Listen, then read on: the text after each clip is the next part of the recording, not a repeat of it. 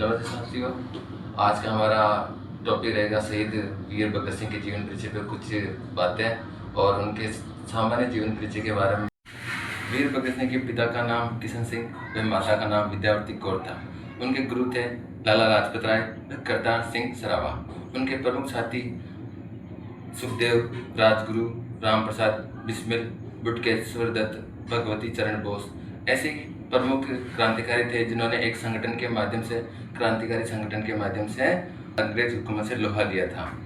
वीर भगत सिंह ने अपनी आरंभिक शिक्षा लाहौर में ही पूरी की थी, जिस समय उनकी अवस्था 9 वर्ष की थी।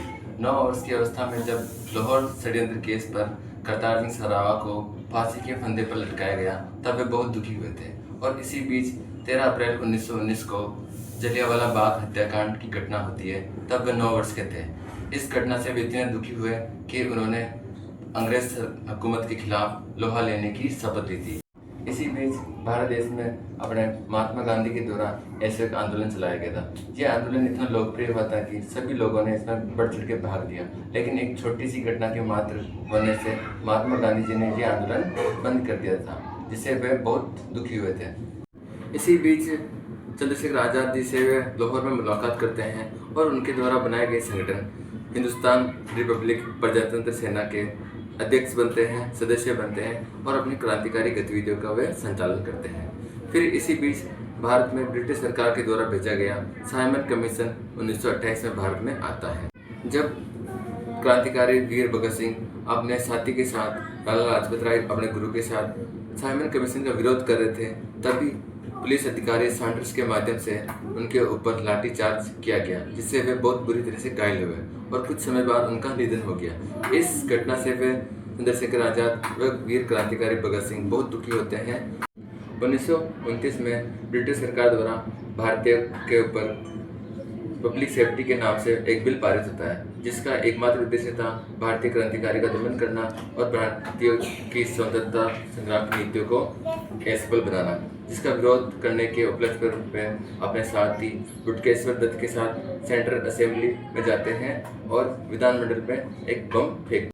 सेंट्रल असेंबली विधानमंडल पर बम फेंकने का उद्देश्य न किसी को नुकसान पहुंचाना था, बल्कि अपनी आवाज़ को पूरे भारतवर्ष में पहुंचाने के उद्देश्य से वे ऐसा करते हैं।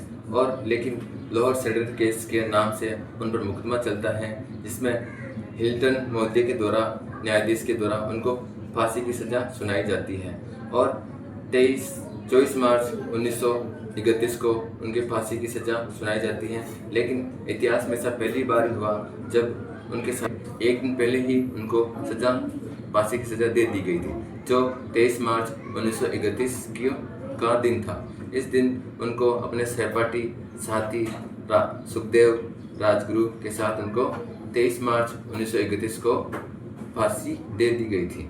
और इस प्रकार एक वीर क्रांतिकारी हंसते हंसते अपने प्राणों की चिंता न करते हुए देश के लिए समर्पित हो गए। भले ही अंग्रेजों ने उनको फांसी की सज़ा सुनाई, लेकिन उनकी विचारधारा, उनके विचार और उनके द्वारा किए गए भारत देश के लिए त्याग और समर्पण आज भी हमारे बीच मौजूद है और हमें उनका स्मरण हमेशा करना चाहिए। धन्यवाद।